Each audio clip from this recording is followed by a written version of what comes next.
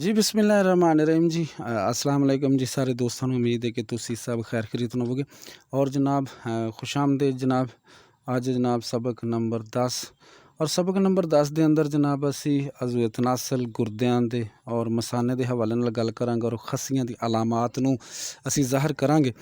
ਅਗਰ ਨਬਜ਼ ਤੁਸੀਂ ਦੇਖਦੇ ਜੇ ਕਿ ਉਜ਼ਲਾਤੀ ਅਸਾਬੀ है यानी पहलियां दो उंगलों के उपर ही नबज़ तुहानूं महसूस होंदी कि उजलाती असाबी नबज़ है यानी खुश्की सर्दी वाली नबज़ है।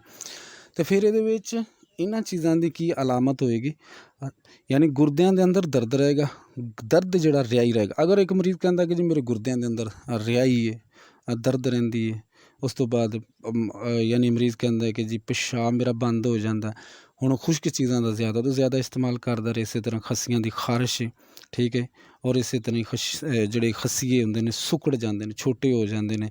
उत्थे भी तुसी कह सकते जे कि जनाब अगर नबज़ पहले नंबर ते तो फिर तुसी समझ जाना कि इनू खुश्की सर्दी का गलबा है। इस वजह तो जनाब ये खस्सीए जिहड़े ने सुकड़ गए।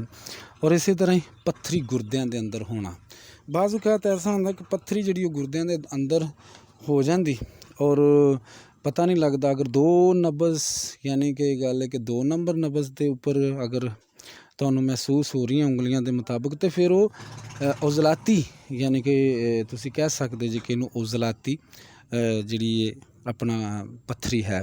इस तरह ही मसाने के अंदर हवाले नाल मसाने च अगर दर्द होवे तो तुसी जो नबज़ चैक करोगे तो नबज़ 2 उंगल ते तो तुसी बासानी समझ लेना कि जनाब ये उजलाती असाबी है, सर्दी खुश्की है, खुश्की सर्दी है। इस तरह एहतलाम शादीशुदा लोगों को अगर होए तो नबज़ 2 नंबर ते आए तो फिर उन्होंने समझ लेना कि जनाब तेज़ाब जमा हो रहा है और अज़ूए तनासल पहले ठीक सी लेकिन वो छोटा हो गया।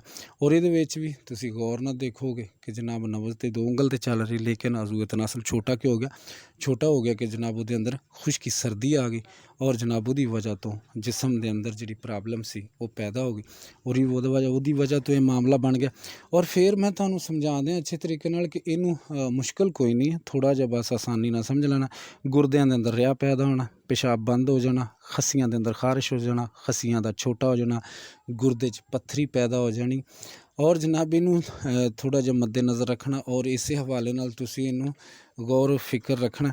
और इस तरह मसाने के अंदर दर्द होना, इस तरह ही जनाब आला तुसी खस्सियां के अंदर दर्द होना। बाज़ औक़ात लोग आते ना तुहाडे कोल कि जी खस्सियां के अंदर दर्द रहिंदी, अगर नबज़ 2 नंबर ते तो फिर ये उजलाती असाबी खुश्की सर्दी की वजह तो हो रहा तो वह इलाज भी तुसी अगली तहरीक च करोगे।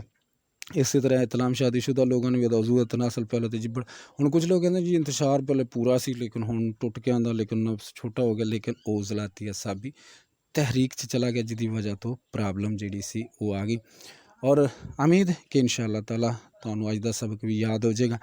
और जनाब फिर जांदे जांदे समझा दें कि चारे उंगलां बराबर रखने और आहिस्ता आहिस्ता उपर चुकना। अगर पहलियां 2 उंगलों के उपर नबज़ महसूस हो रही तो जनाब ये उजलाती असाबी खुश्की सर्दी वाली नबज़ है।